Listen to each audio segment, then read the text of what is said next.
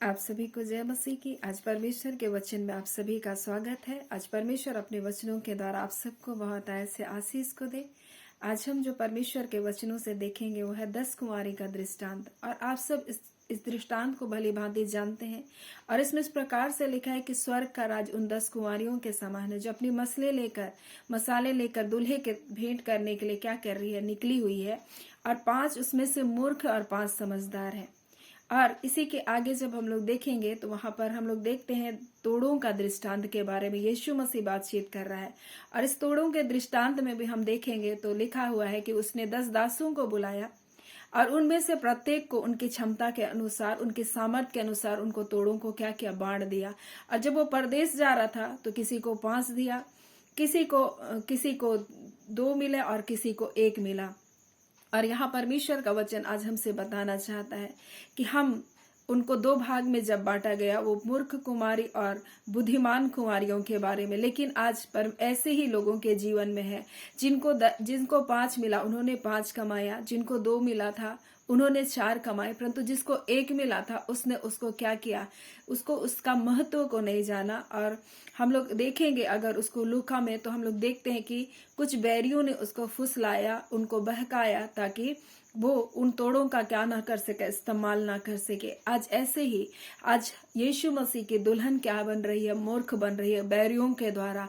और उनको ये बहकाया जा रहा है कि तुमको जो तोड़ा मिला है वो व्यर्थ है। और कई बार जिनको 5 मिला है वो तो दिखाई देते हैं कि ये परमेश्वर के दास हैं, ये सेवा कर रहे हैं, ये सेवा करने वाले हैं।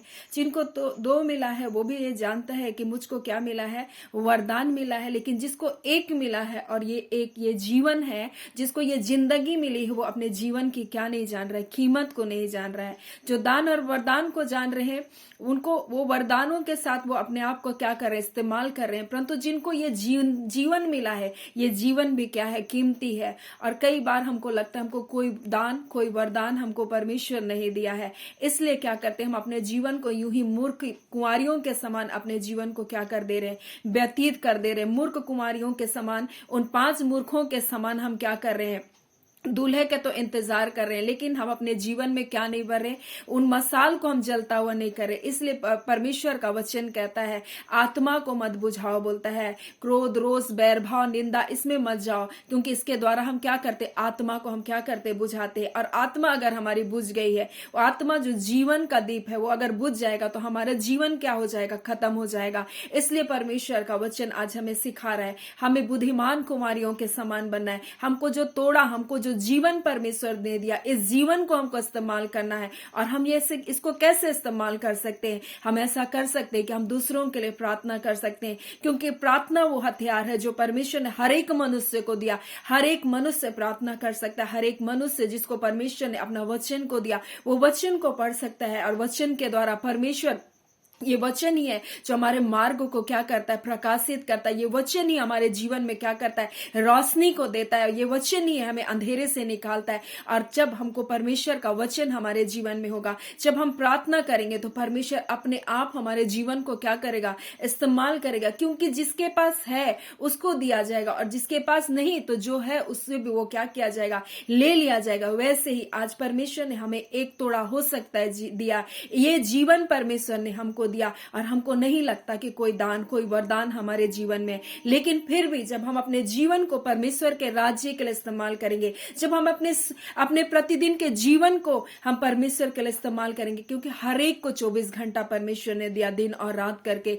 क्या हम इन 24 घंटों को हम परमेश्वर के लिए, परमेश्वर के राज्य के लिए क्या हम इस्तेमाल कर रहे हैं? अगर हम नहीं कर रहे हैं तो हम क्या है, मूर्ख कुमारी के समान है जो ना प्रार्थना कर रही है, ना अपने जीवन के लिए, ना अपने लोगों के लिए, ना देश के लिए, ना किसी के लिए प्रार्थना कर रहे हैं। तो वो अपना जीवन को किन बातों में बिताएगा, वो अपने जीवन को बुराइयों में, पापों में बिताएगा। और परमेश्वर का वचन कहता है कि हम आत्मा को बुझा सकते हैं। वो आत्मा को किस प्रकार से हम बुझा देते हैं, जब हमारे जीवन में बुराइयां आ जाती है, जब हम रोज बैर भाव, निंदा, और जहां परमेश्वर का वचन नहीं होगा वहां यही सारी बातें तो हमारे जीवन में क्या करेगी, आ जाएगी। और हमारा जीवन का जो दीपक है, जो पवित्र आत्मा है, वो क्या हो जाएगा, बुझता चला जाएगा।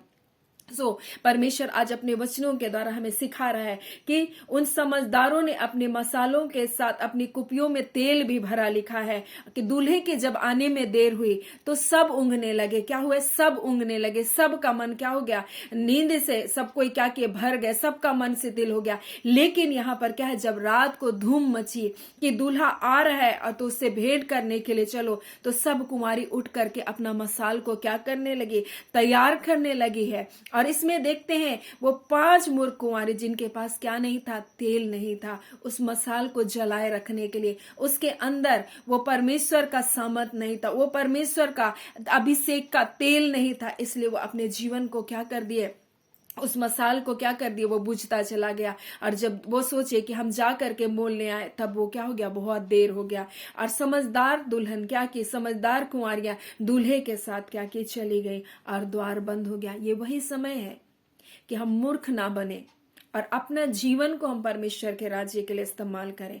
अगर हम मूर्खता करेंगे अपने जीवन को लेकर के, अपने जीवन को एक तोड़ा है, मुझको कोई वरदान नहीं है, ये जीवन परमेश्वर ने दिया, मुझको कोई दान वरदान नहीं दिया परमेश्वर, मैं कैसे इस्तेमाल करूं? अगर हम ऐसे हो जाएंगे तो हम अपने जीवन को क्या कर देंगे? उस दीपक को क्या करेंगे? जलने नहीं देंगे और हम बुझा देंगे। लेकिन ये जीवन परमेश्वर ने हमें दिया है। और अब हम प्रार्थना करेंगे क्योंकि यीशु मसीह ने कहा जागृत रहो और प्रार्थना करो कि तुम परीक्षा में ना पड़ो। जागते रहो और प्रार्थना करो कि तुम आने वाली घटनाओं से क्या करो? बच जाओ। और परमेश्वर चाहता है कि हम आने वाली घटनाओं से बचे। तो ये जीवन जो परमेश्वर ने दिया, ये एक जीवन जो परमेश्वर ने दिया, इस जीवन के द्वारा हम क्या करें? हम परमेश्वर को महिमा को दें और परमेश्वर की उपस्थिति में अपने जीवन को व्यतीत करें और परमेश्वर की महिमा करते हुए अपने जीवन को व्यतीत करें। हम दुआ और प्रार्थना करते हुए अपने जीवन को व्यतीत करें। हम अपने लिए प्रार्थना करें, अपने परिवारों के लिए प्रार्थना करें, अपने लोगों के लिए प्रार्थना करें, अपने देश के लिए हम प्रार्थना करें, नासोती आत्माओं के लिए हम प्रार्थना करें। और परमेश्वर से जब हम प्रार्थना करेंगे और परमेश्वर से जब मांगेंगे, वो ऐसे नहीं बोला कि जिसको दान और वरदान मिला या जिसको तोड़े मिले हैं वही केवल प्रार्थना कर सकते हैं। नहीं, उसने कहा मांगो तो तुमको दिया जाएगा। और मांगने का हक हर कोई को है। हम मांग सकते हैं परमेश्वर से। और अगर आप परमेश्वर से प्रार्थना करेंगे तो परमेश्वर आपके जीवन में आपके तोड़ों को क्या करेगा? बढ़ाएगा। लेकिन आप अपने जीवन को कुछ नहीं है बोल के, मेरे जीवन का कोई महत्व नहीं करके आप अपने जीवन को ऐसे ही रख देंगे, तो वो जीवन एक दिन क्या हो जाएगा? मिट्टी में क्या हो जाएगा? मिल जाएगा। जिसने इस तोड़े को क्या किया? मिट्टी में क्या कर दिया? वहां पर बोलता है कि वो छुपा दिया, बोलता है ना। और बोलता है कि उसने क्या किया? उस मिट्टी में क्या कर दिया? छुपा दिया। और उसने कहा, बोलता है कि मैं डर गया, बोलता है ना, मैं डरता था क्योंकि तू जहां नहीं बोता वहां से क्या करता है? काटता है, और जहां नहीं छींटता वहां से बटोरता है। और मैं डर गया और जाकर तेरा तोड़ा मिट्टी में छिपा दिया। बोलता है देख जो तेरा है वही है। स्वामी ने उससे क्या कहा? तू अपने मुंह के द्वारा तू आलसी है बोला, तू दुष्ट दास आलसी है बोला, तू कुछ काम करना नहीं चाहता बोल रहा है। अगर हम आलसी बने रहेंगे, अगर हम परमेश्वर के राज्य के लिए आलस्य करेंगे, हम अपने जीवन का इस्तेमाल नहीं करेंगे, तो हम उस मूर्ख 5 कुंवारी के जैसा गिना जाएंगे। परंतु अगर ये जीवन परमेश्वर ने दिया, ये 24 घंटा परमेश्वर ने मुझे दिया करके जब हम अपने जीवन को इस्तेमाल करेंगे, परमेश्वर हमारे तोड़ों को क्या करेगा? बढ़ाएगा। और यीशु मसीह विश्वासियों को लेने नहीं, विश्वास योग्य लोगों को लेने के लिए आ रहा है। हालेलुया। और वो विश्वास योग्य लोगों को लेकर के जाएगा, विश्वासियों को लेकर के नहीं जाएगा। परमेश्वर ने जो आपको जीवन दिया है, परमेश्वर ने जो आपको अपना कीमती जीवन को दिया, जो हमको मनुष्य रूप में परमेश्वर ने अपने स्वरूप में जो हमको बनाया है, इस जीवन को कीमती जानना है। क्योंकि अगर हम इस संसार में अपने जीवन को लेकर के विश्वास योग्य नहीं बने रहेंगे, तो हमारा भाग भी वो नरक का क्या है? आग होगा। इसलिए कहता है इस निकम्मे दास को बाहर के अंधेरे में डाल दो जहां रोना और दांत का पीसना है। आपको हो सकता है 5 तोड़े ना हो, दान वरदान ना हो, आपको हो सकता है 2 तोड़े नहीं हो, लेकिन आपको ये जीवन जरूर परमेश्वर ने दिया है। इस जीवन को परमेश्वर के राज्य के लिए इस्तेमाल करें। परमेश्वर अपने वचनों के द्वारा आप सबको बहुत ऐसे आशीष को दे। आमीन। आइए हम प्रार्थना करें। धन्यवाद देते हैं प्यारे पिता परमेश्वर। प्रभु यीशु के नाम से पिता हम आपके पास आते हैं आज के सुंदर समय के लिए, आपकी दया, आपका अनुग्रह, आपके प्रेम के लिए, आपकी सहायता के लिए।